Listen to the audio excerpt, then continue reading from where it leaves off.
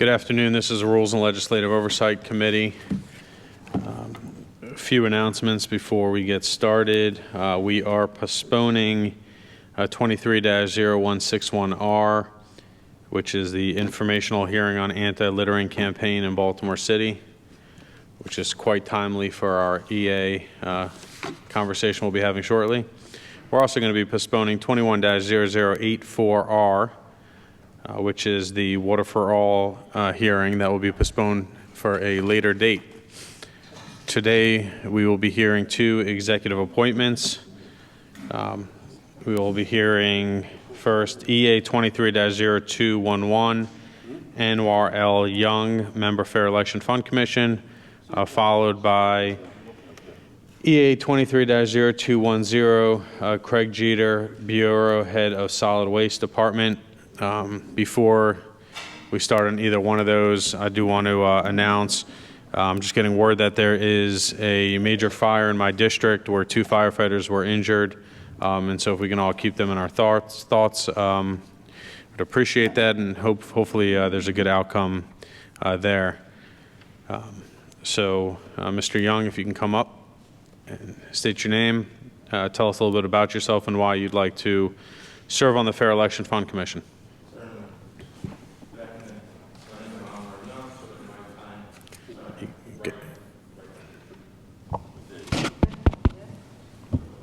Good afternoon.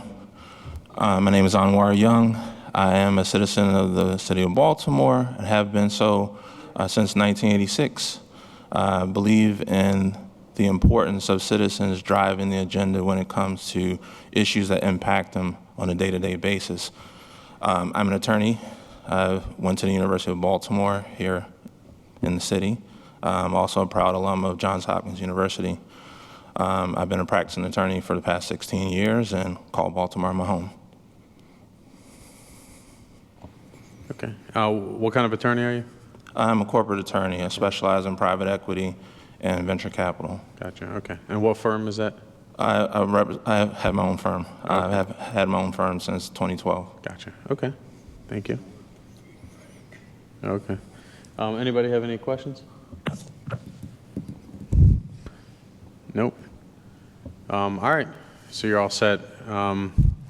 Since everybody just disappeared, presumably to talk about the following hearing that we're going to be having, we'll just vote it out at the end. Okay. But I'm also an alumni of University of Baltimore, so I got a feeling you'll be all right. We won't hold the Hopkins thing against you. Appreciate that. All right. Thank you. Thank you.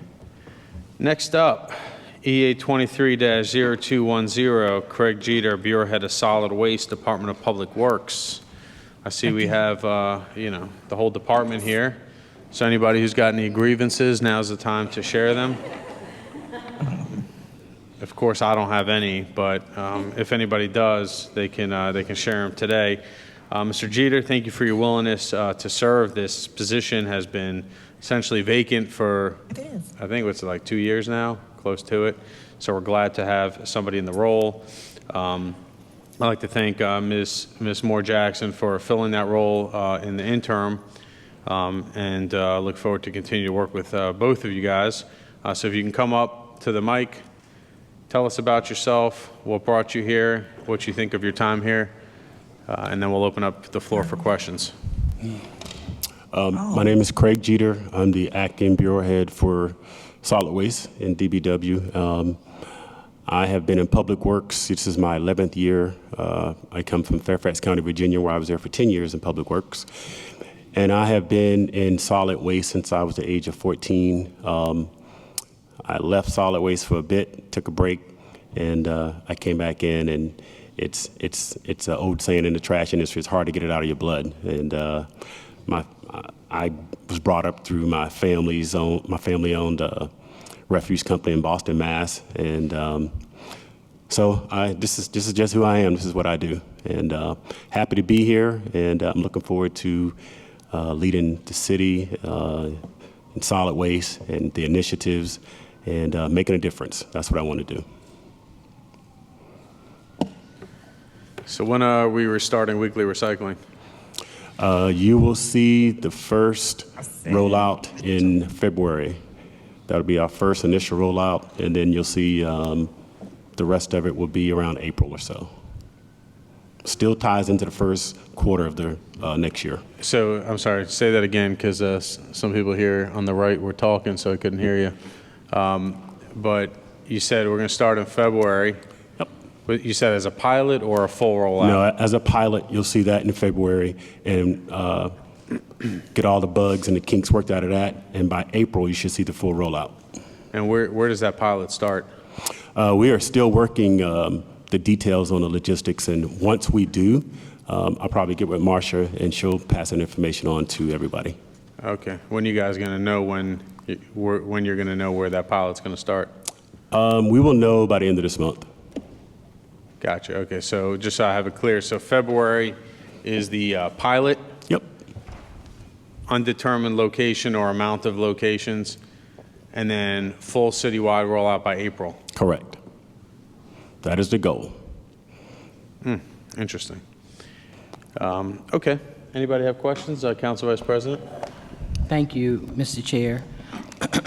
And of course, thanks DPW Solid Waste for the work you continue to do in our city. And of course, as you know, that you're one of the most important departments for city services for our residents. And we're excited that the position has finally been filled. Just to piggyback on, I guess, what our chair has mentioned, so when you do this rollout, you're also going to have to hire people, and are there apprenticeships set up? Is there a flow of, a timeline with all those things to keep the services moving? I know there's been some type of shortage for sanitation workers and so on. Can you talk about some plans that you have to, help facilitate all of that and put it in motion? Yeah, so we don't currently have a staffing shortage. We're going to hit those targets of the number of crews we need, the number of people. So staffing isn't a problem. Our concern now is making sure we have the equipment. And we've been working side by side with DGS to just make sure we're all on the same page. A lot of the equipment issues we can't control, DGS can't control, but that was one reason I wanted to do the pilot. That kind of buys a little bit of time for them to get the trucks in, work any kinks out. Trucks come in, they're under warranty. Something goes wrong, you can't fix it, you got to send it back to the manufacturer. So we're on target as far as our staffing goes. If the equipment doesn't give us too bad of a headache, then I don't see anything slowing us down. We should be good to go by April for a full rollout. Thank you for that. And the second question, data is very important to us as we continue to prepare for our budget sessions. And I think it's important to try to keep that data moving of everything that you do, so when you come prepared for our budget sessions, that we can help you and make sure you have the funding that you need to keep our services moving properly. I'm going to say that once we get this recycling initiative behind us, the next thing that I'll probably come back to you and ask you all to help me with is we got to do something about the wages of the people. We can go out there and hire 500 people, 500 drivers right now. How many of them are going to stay once they get on board if we can't pay them competitively? And we want to be able to retain people. We don't want the staff we have now to start looking for other jobs because we can't be competitive in the pay. So right now, recycling is that's the king right now. But once we get that behind us, I'll come back to you and we'll talk about those wages. I'm sure you'll get support with that. Thank you, Mr. Chair. Councilwoman Ramos? Thank you, Mr. Chair. I had a couple of questions around training for our solid waste and recycling workers. I had just sent an email to Mr. Lucas and Chief Moore Jackson regarding not closing the lids properly and not cleaning up when things, glass or whatever falls. So I'm wondering how you're going to handle that, and when will we see, changes in how this is working? I mean, obviously people don't like to have their trash can filled with water and mosquito and, all of that stuff. So have you started working through that? What is the process? Do you need an incentive? I mean, I'm just trying to figure out the best way, because those are the complaints that I get most of the time. So our plan is to work with our frontline supervisors, to work with the drivers and the helpers, to make sure that they're following up and they're making sure that they're closing the lids and putting the cans back. I too have received a few complaints about that. I think we've also implemented what I call a route observation program, and that's going to help the supervisors who are out there watching the staff and making sure they're being safe. But they'll pick up on things like that. If they watch somebody dump the toter, put it down, the lid's not closed, they'll stop them and say, hey, we need to remind them to close that lid so water doesn't get in it. Make sure the lid, the toter's pushed back where it needs to be at. So there'll be more traction as the staff gets used to doing these observations. You'll see a little bit more activity, and you should see those complaints go away as long as the staff is engaged and they're correcting the behavior. That's what our goal is, to correct the behavior. And there's some staff we have who've probably been out there for a few years and just got a little complacent. Just need a little push. Hey, don't forget to close the lid, push the container back. Look, just trash 101 basics that they should be doing, and we're going to be working on that. I think some of it, though, is also a matter of just, in addition to training, but also time, right? They, right now, are still waiting at, both the 2 transfer stations that we have. So they get a full load, they head on over, and they have to wait for so long. I think we've been working on that. I think the department has been working on that. So that leads me to my next question around the East Baltimore transfer station and when that will be up and running, so that we can minimize the time frame that there will be, that they have to, wait in line to offload the loads.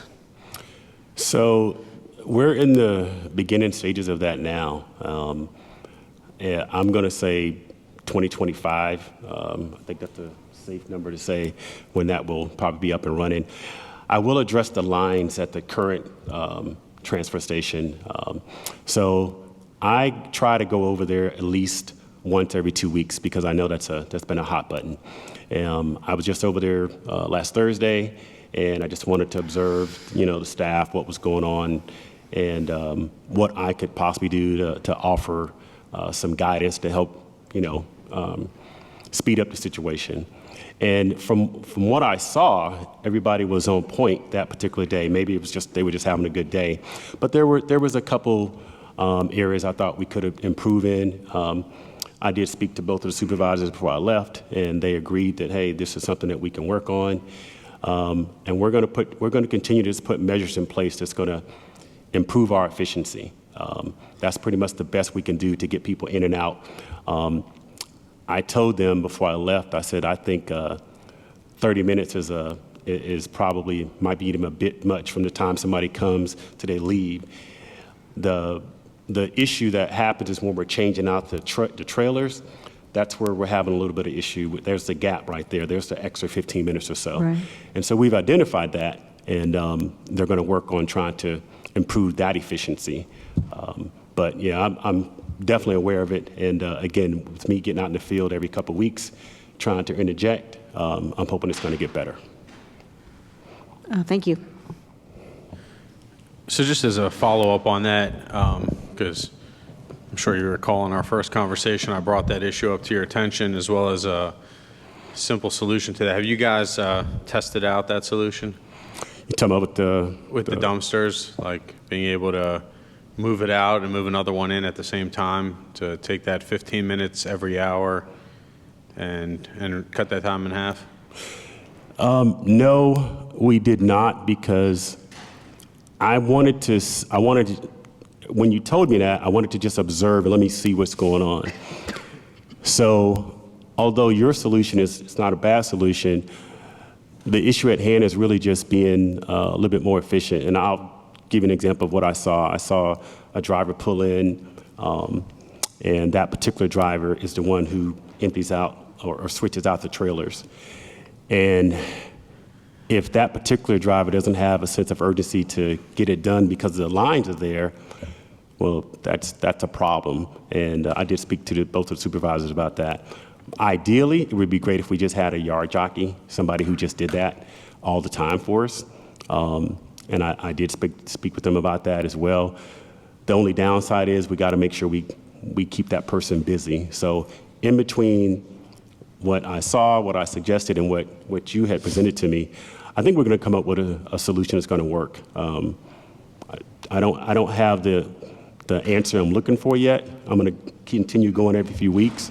And once we come up with a plan that I think is going to work, I'll make sure that, because I know you visit that transfer station probably more than anybody, but I'll definitely keep you in the loop and share it with you. Yeah, I mean, you can keep that person busy for that extra time on the hour just by cleaning up the perimeter of the property where trash gets blown onto neighboring properties, and then they get fined for the city's mess.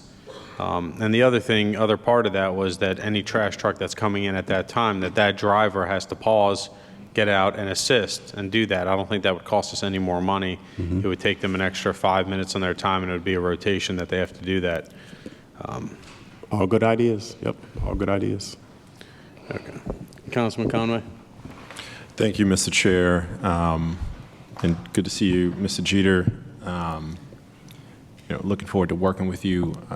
My question is going to be around waste diversion. And I know we talked a little bit about this when we first met, but I really want you to give me a little insight on your perspective on how we can divert as much waste as possible, particularly how we can rely as little as possible on incineration as the option for dealing with our trash. I know there's that issue. There's the expense and limited capacity of our landfills that are real problems for the city, and not only for our city, but also our surrounding counties as they think about how they're going to deal with waste. So can you tell me a little bit about your thoughts, your plans? You may not have exact plans yet, but how you're thinking about tackling that problem. I know today we're looking at recycling. We're going to get that going in February. I'm looking forward to that. I realize once we're able to stabilize, we have some real work to do, and I'm curious where your thoughts are there. So recycling, waste diversion, I was just telling the zero waste manager out in the hallway, it all ties together. We have got to get the citizens more involved to help us get those numbers where they need to be at. Whether we send a truck down the street once a week to pick it up, every other week, every 2 weeks, if the participation isn't there, then we're not going to get the results that we should. I think we're 200,000 people we're servicing, and I believe the last numbers I saw for recycling was, I believe it was 25,000 tons that, 25 or 23,000 tons that we diverted. That number should be a lot higher. And when I saw that, I'm like, there's a gap someplace. And I think a lot of it is the educating piece, getting people motivated, to take the time to rinse out the recycles and put them in the right bin. And you're going to actually start seeing the beginning of our campaign to introduce once-a-week recycling. And I may have told you a little bit about this when I first met you, but you'll start to see some ads rolling out. You'll see some billboards. The new trucks that we got coming, they're going to be wrapped with recycling information, QR codes asking about even employment. But if you hit that code, it'll take you to the website telling you about what to recycle, what not to recycle. We may experiment with an app, I think, that the Zero Waste Manager told me about, called a Recycle app.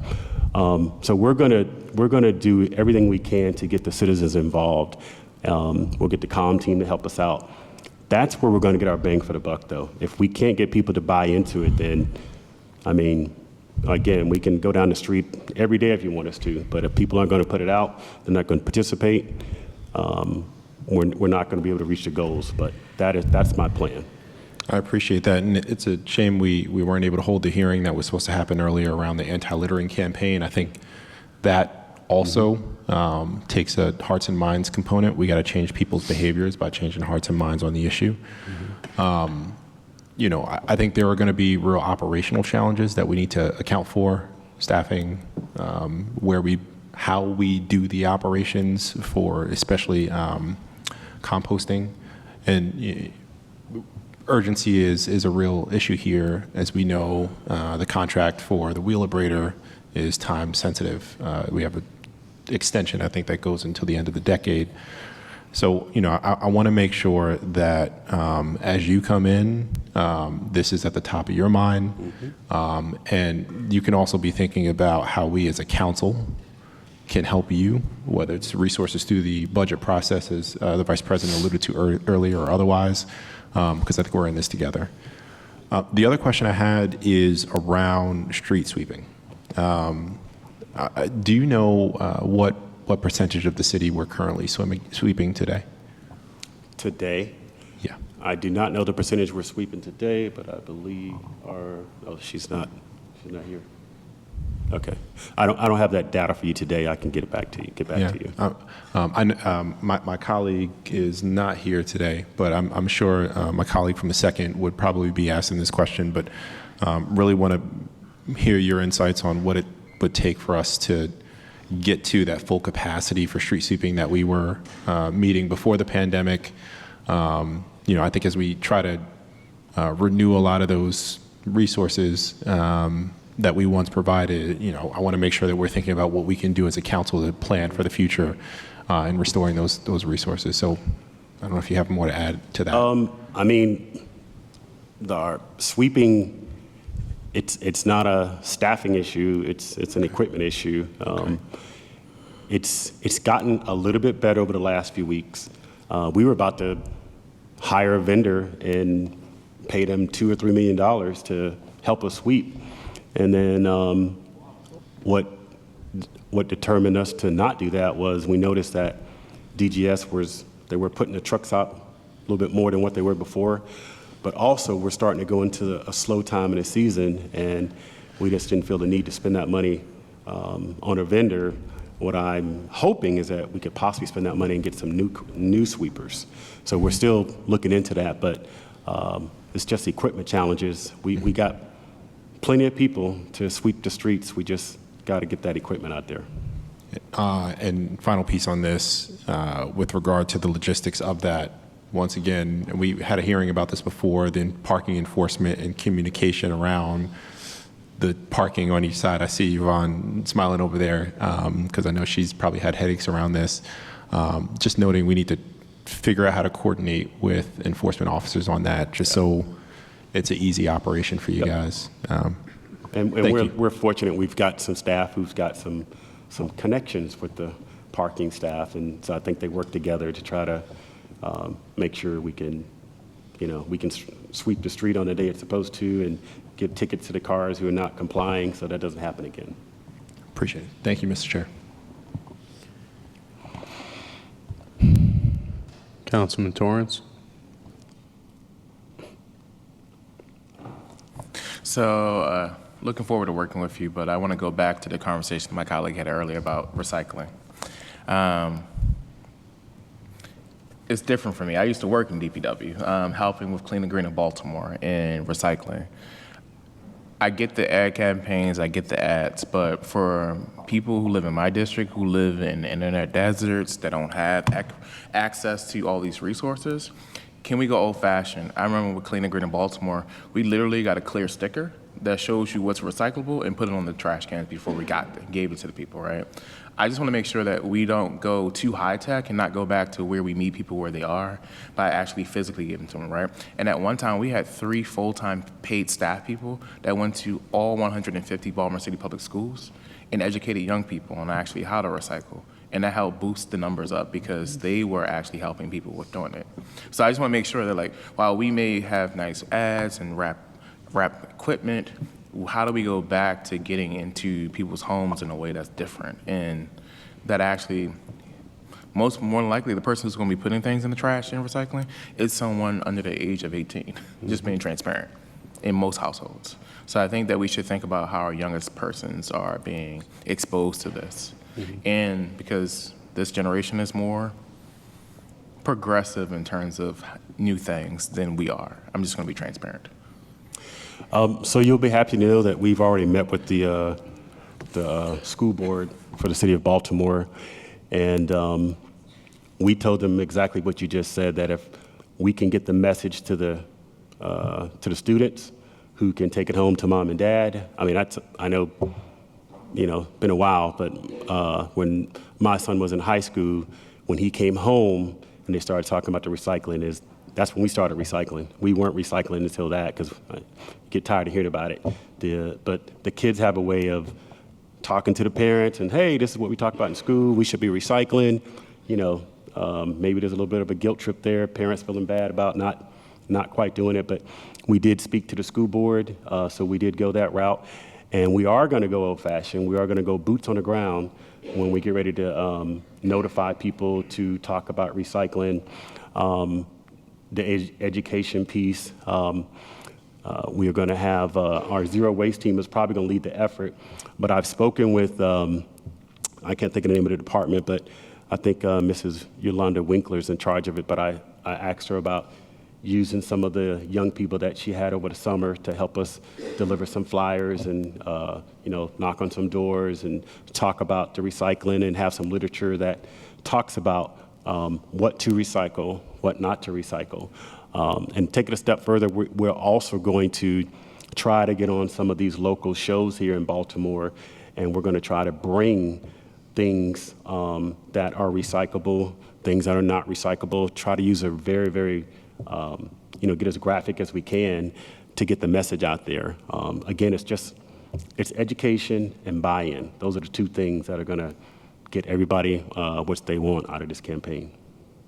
And with that, I would be able to say this. I would suggest we have a year-round Youth Works pilot.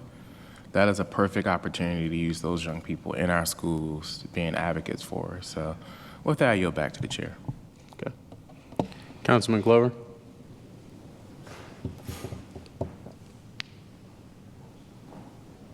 Thank you, Mr. Chair. Welcome aboard. Welcome to DPW. As you know, you and I, we talked before. I'm a DPW guy, solid waste guy. My question is, where are we at the moment with the transfer station, with the Baltimore Recycling Transfer Station over East Baltimore on Edison Highway? We had conversations about close to 3 years now, and just trying to figure out, like, what's the hold up, what's going on. I know permits are already in place. People are ready to go. Just want to know what's the turnaround time on that. So we're actually, we're in the process of the early planning stages of that now, working with design. Again, when you say design, are you talking about the city of Baltimore? Are we still talking about Baltimore Recycling Company?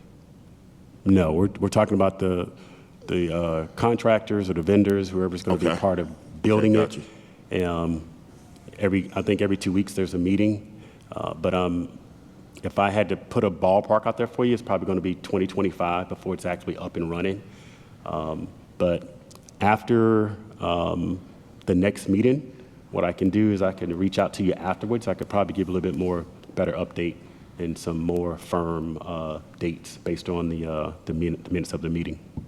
Okay, thank you. But yeah, it's definitely on the forefront. It's coming. Okay, thank you. Councilman Stokes? Thank you, Mr. Chair. Welcome aboard. My question is more about our DPW workers, the sanitation, wastewater, and water, the jobs nobody want to do. But there was my question is, what's taking so long for them employees who had increases? I think they get a raise that was approved on September the 2nd. Can somebody answer that? I don't have.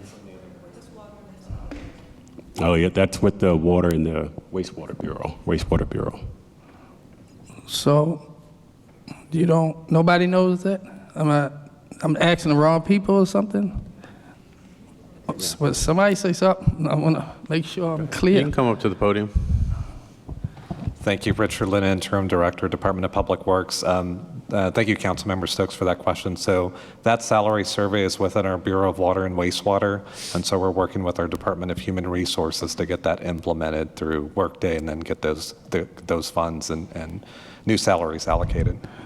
Mr. Chair, okay, thank you. Mr. Chair, can we add a request on that increase for those low-paid workers and find out when that's going to happen? I'm not asking you, I'm just making a request. Can we have a request on when are the workers going to get the increases that was approved on September the 2nd? Sure. Director, when can you have that for us by? Yeah, so we'll coordinate with our colleagues over at the Department of Human Resources, and as soon as we get that information, we'll submit that to you. So I'll check in with the director about that directly. Yeah, Okay, so before recycling starts? we'll get that information to you as soon as possible. Okay. Thank you.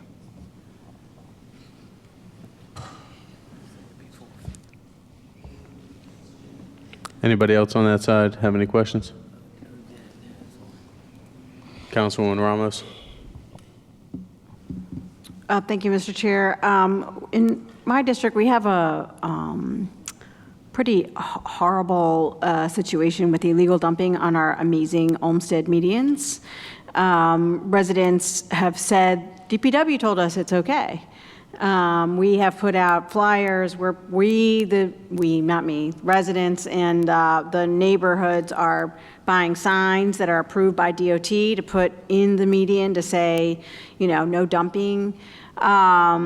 We need some help here because, we've got the Olmsted medians were built as beautiful medians for a reason and not dumping grounds for people's waste.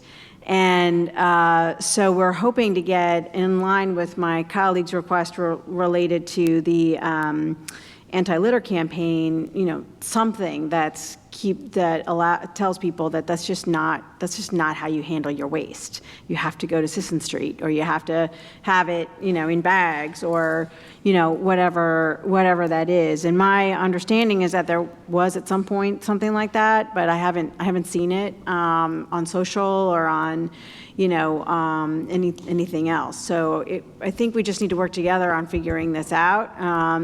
Again, the neighbors have taken charge. They are buying signs. They are flyering the area.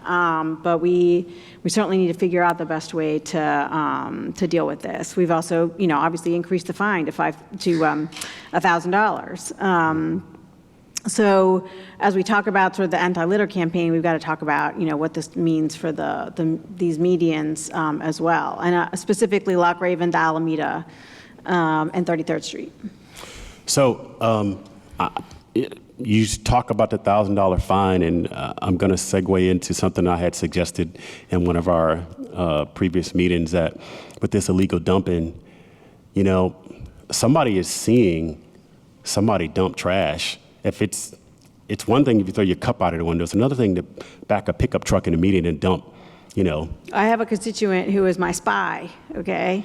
Yep. So I get all of that information, which is good. I don't Yep. want to give away the whole thing, but, Right. But if there's more cameras that in these areas that are hot spots, and I think that what would help is if there was some type of incentive for the citizen to turn somebody in. And if I'm dumping illegally, you're gonna charge me $1,000. Well, if you want to catch me, maybe you offer the constituent, hey, it's $50 if we convict them, $100, $250, whatever it is. But people tend to gravitate to that more so than just, let me just do the right thing and record it and send it up. I mean, you do have good neighbors who will do that, but if you want to get the needle, you want to move it a little bit, then you might want to think about some type of incentive that would make the citizen want to turn somebody in, other than just having a beautiful neighborhood, if that makes sense.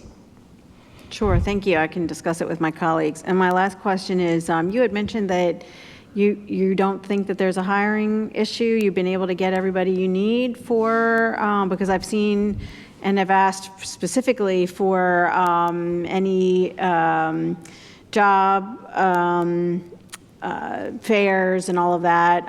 My concern, and Director Luna knows this very well, and that, because I talk about it all the time, there's a lot of people out there that are interested in jobs that may not speak English, but they're, going to be great workers. So I want to make sure that we're recruiting to allow for everybody to have the opportunity here. So, but I heard you earlier say that you don't think that there's a staffing issue. Right. We're not going to have a staffing issue that's going to prevent us from getting recycling kicked off. We do want to, and I had a call for that very reason about a job fair in one of your districts, to try to reach out to people where there's a language barrier.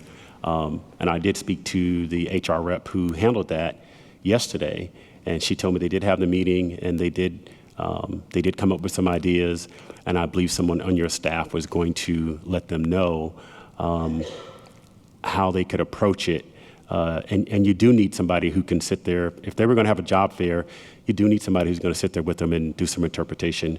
As far as the signage and the applications in Spanish, and well, we'd have to talk to DHR. That's a bigger problem than what our HR department can handle. But I'm sure it could be done. Somebody just needs to get in touch with big DHR and say, hey, can we get some Spanish applications? And we want to have a job fair because we don't. Yeah, I would love to be able to give some constituents in your district, job opportunities. We're not going to have a staff shortage. We do have vacancies right now, and I would definitely love to, bring on some constituents. There's no doubt about that. Yeah, we've offered to help in any way to be able to make sure that more people have the opportunity. Yep. So thank you. Yep. Anybody have any other questions? Councilman Cohn? Hey, thank you, Mr. Chair. Good to see you, sir. Appreciate everybody being there. I want to check in about the rat abatement program. My office has sent multiple requests for a coordinated DHCD, DPW sort of joint action, because we know that if we just have DPW come and do the rat traps but don't cite people and hold people accountable, then it'll just repeat over and over and over again.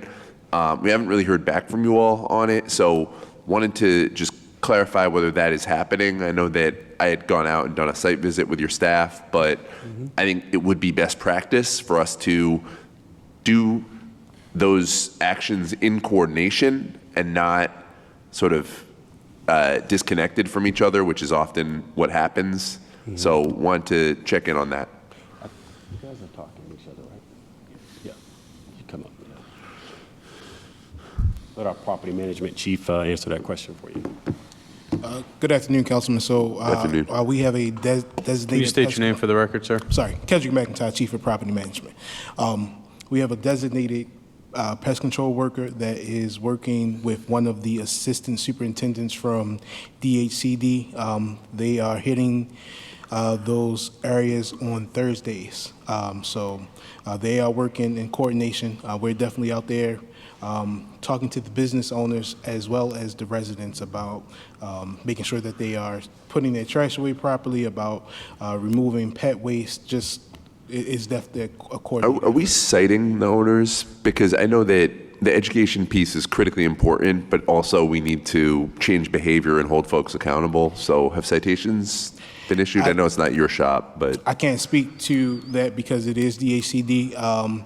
Depending on the property, I think if it's a property that is relatively well kept, they may just issue that notice. if you want to go directly to citations, I don't know the code enforcement laws. I'm not sure if they can do that, but I do know that once they issue that initial notice, I think they have 10 days to abate it, and then they'll go back out to issue the fine if it's not corrected. So we've had some success, especially over in Greektown. We've actually had a business owner cement their whole backyard as a result of the conversations between housing and our pest control worker. I was there for that, and I appreciate that. And to just not make this about my district, although would appreciate if you could respond directly to my staff. We've reached out a couple times, but did want to, just as a general practice, I think it would be good moving forward to do both the rat abatement with the enforcement, because I think if you just do one and not the other, you're going to stay having the problem. So I'm really hoping that we can institutionalize some way of doing joint sort of abatement and enforcement together. Okay, thank you. Yep. Yeah, I'll reach out to the department head and I'll try to make sure we're coordinating together. I think that's a great idea. Thank you. Thanks, Mr. Chair. So, Director, can you also just tell us a little bit more about the street sweeping? Are we at full capacity right now? If not, when will we get there? So I wouldn't say we have enough equipment to make it work now. The numbers have been better.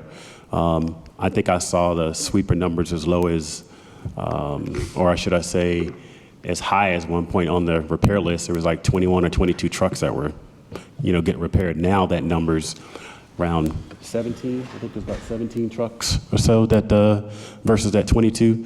So we have enough capacity to sweep as we need to right now. And as we go into the fall here, that shouldn't change, because a lot of times when we get inclement weather, those drivers turn from sweepers to snow plowers or salters or whatever we need them to do. Okay, so you guys are fully street sweeping the entire city? As far as yes, we are indeed. We got enough equipment to do that. Again, staffing isn't the issue, it's just been equipment. Okay.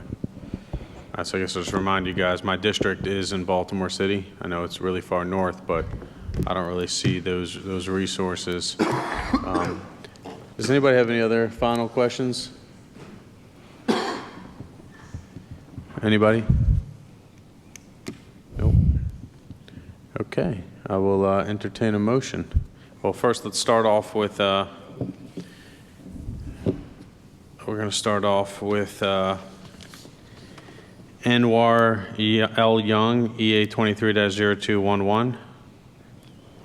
Do I have a motion on that, EA? So moved.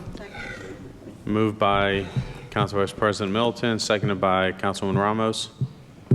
We'll do a roll call. Okay, it's a favorable motion. Chair Schleifer? Yes. Chair Schleifer votes aye. Mr. Burnett is absent. Mr. Costello? Mr. Costello votes aye. Vice President Middleton? Aye. Vice President Middleton votes aye. Member Ramos? Yes. Member Ramos votes aye. Mr. Torrance? Aye. Mr. Torrance votes aye. Mr. Conway? Aye. Mr. Conway votes aye. Mr. Chair, there's 6 votes in the affirmative, no negative. This matter can go to second reader on October 30th, if that's desired of the committee. Thank you. Congratulations, Mr. Young. The next up is EA 23-0210, Craig Jeter, Bureau Head of Solid Waste. Mr. Jeter, just real quick, one last question, because I can't see from over here. Is that lapel pin, is that the new logo or the old logo? This is the new logo, I believe. Is it? Actually, no, it's the old logo. Oh, it's the old logo. When did you get that pin? You said where or when? When? I got it the 3rd week I was here. Okay. Somebody in HR gave it to me. I was still giving them out like that. Okay. Yep.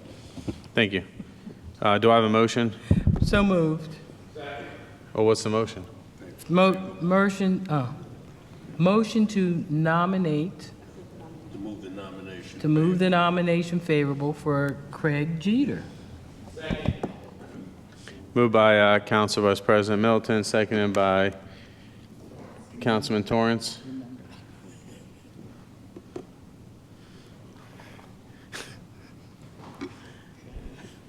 Chair Schleifer. Yes. Chair Schleifer votes aye. Mr. Burnett is absent. Mr. Costello. Aye. Mr. Costello votes aye. Vice President Middleton. Aye. Vice President Middleton votes aye. Member Ramos. Yes. Member Ramos votes aye. Mr. Torrance. Aye. Mr. Torrance votes aye. Mr. Conway. Aye. Mr. Conway votes aye. Mr. Chair, there are 6 votes in the affirmative, no negative. This nomination will go to second read on October 30th. Thank you. Congratulations, Mr. Jeter. And we are now, And the other guy. I already did that. Oh, sorry. We are now adjourned. Thank you.